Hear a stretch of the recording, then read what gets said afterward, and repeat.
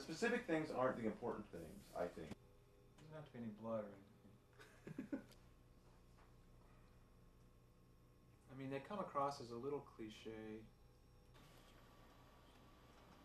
Businesses, it's incredible. Yes. Big guy.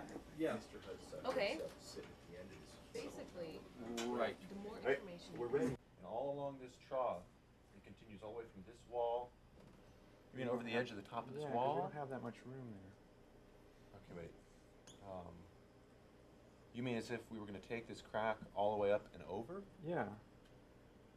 Or does it I wasn't start even- from here and then go down? It seems more natural that it spreads out That's cool. somewhat in this direction. I mean, maybe it does go all the way Maybe it should. through, even Yeah. like to the water. That would be cool. I wasn't even thinking of that. I was thinking it would just kind of Because stop where the knife begins. the- Elevation here. Okay. This is what is called here the cool area. This forest is going to be kind of dark and have a coolish. The hip is Although this is the most prominent area where that's visible because it's such a long stretch before you get to this tree. Serious weirdness. in particular. This continues to steps down, and you're gonna. Oh, It's just cool. going to be.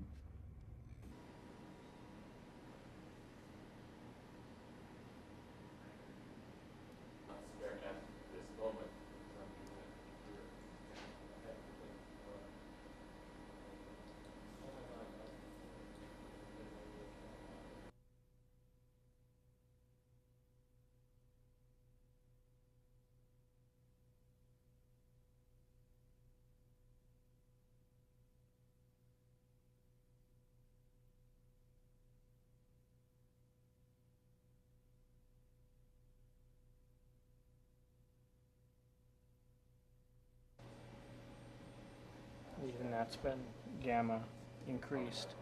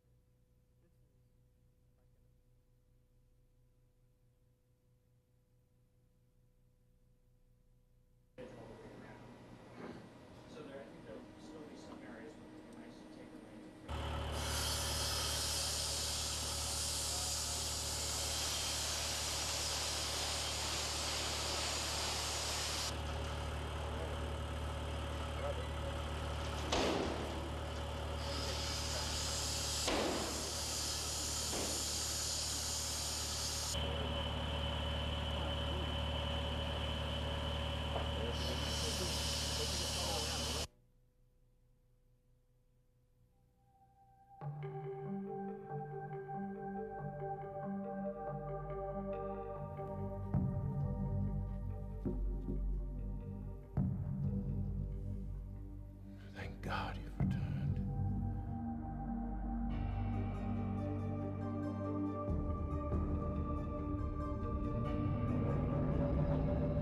Designing Riven, it's like any other creative endeavor. You sit down with a blank piece of paper, you brain dump onto it, and you throw away most of it, and some of it sticks. The very first thing we did with Riven was design the whole gameplay for the entire world, which is basically just a blueprint of the puzzles that the player will find throughout the environment. We really made an attempt to try and think of those puzzles as part of the environment rather than just some sort of arbitrary Rubik's Cube that you encounter along the way.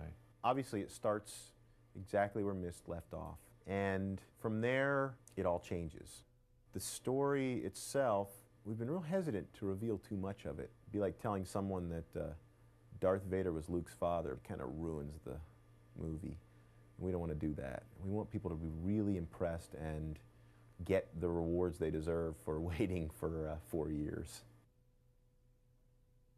The player can go anywhere they want to go in this world. They can look at anything and turn in any direction.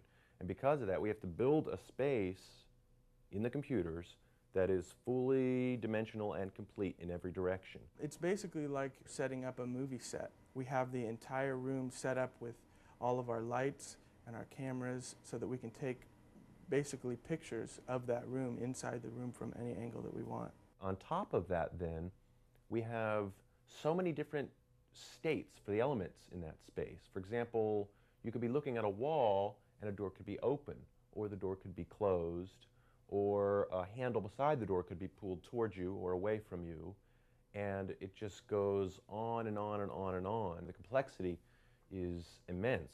And I think that's something people will never realize when they're playing the game. They'll just take for granted that it's a place, it's a real place, and that's what we want them to think. Every object, even down to the smallest bolt on an object, we have a picture that represents what that bolt should look like, what type of metal it is, if it has stains on it. We went into so much detail to create these realistic looking textures for each individual object. The mag car in the outline form of the game was just a footbridge, but when we got to actually solving that problem for real, we asked ourselves, how do we get people from A to B in the most interesting way possible? So we eventually wound up with the mag car, which is basically just like a deluxe horizontal elevator.